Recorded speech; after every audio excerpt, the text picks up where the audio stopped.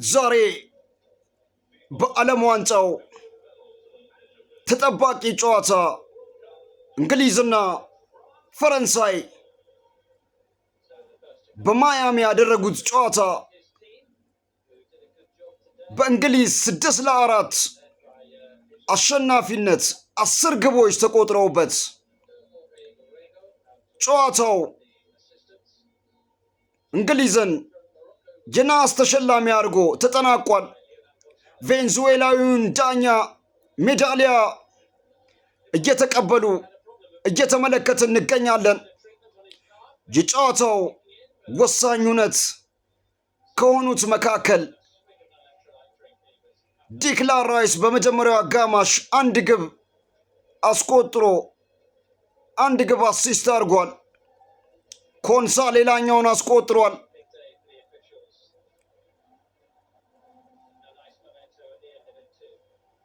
ኤብሪቺዜ አሲስት አድርጓል። ቡካዮ ሳካ በመጀመሪያው አጋማሽ 2 ግብ አስቆጥሯል። የእንግሊዝ ብሔራዊ ቡድን የሶስተኝነት የናስ ተሸላሚ የሚያደርጋቸውን ሜዳሊያ እየተቀበሉ ይገኛሉ። ሃሪኬን፣ ዋትኪንስ ሜዳሊያ እያጠለቁ ነው። ቢያንስ ለልፋታቸው፣ ቢያንስ ለመጡበት ጉዞ። ኮንሳ ልብ በሉ፣ ከፍጻሜ በፊት ያለ የመጀመሪያ የደረጃ ጨዋታ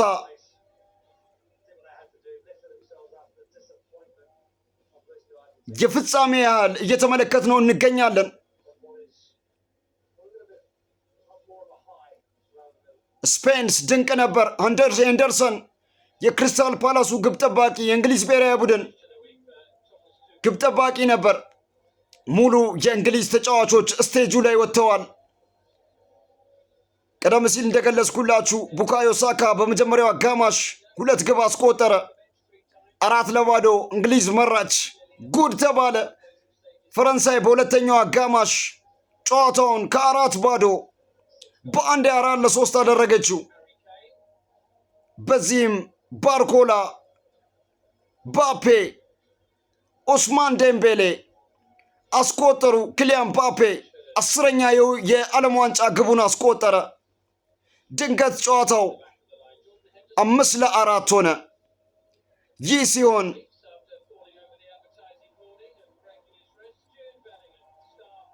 ሁለት ደቂቃ ብቻ ነበር የቀረው። ጁዲ ቤሊንጋም ከዛ በፊት ፍጹም ቅጣት ምት ማሎ ጉስቶ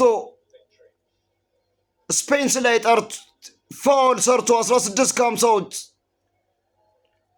የእንግሊዝ ብሔራዊ ቡድን በመጨረሻው 1 ደቂቃ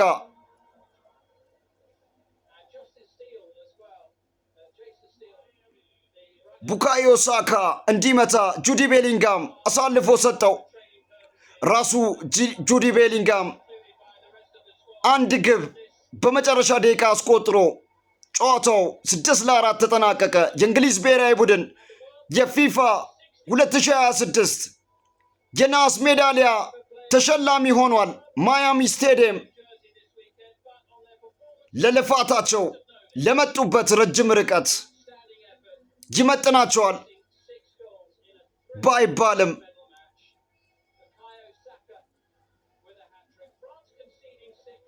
ቡካዮ ሳካ ሃትሪክ ሰራ። ባፔ 2 አስቆጠረ።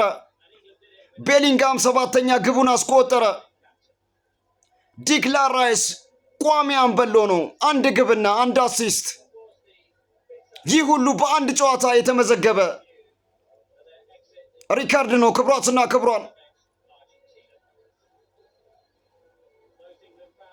ጁዲ ቤሊንጋም 7ኛ ግቡን ማስቆጠር የሚችልበትን አጋጣሚ በጨዋታ ቢያስቆጥርም ለቡካዮ ሳካ ፍጹም ቅጣት ምቱን አሳልፎ ሰጥቷል።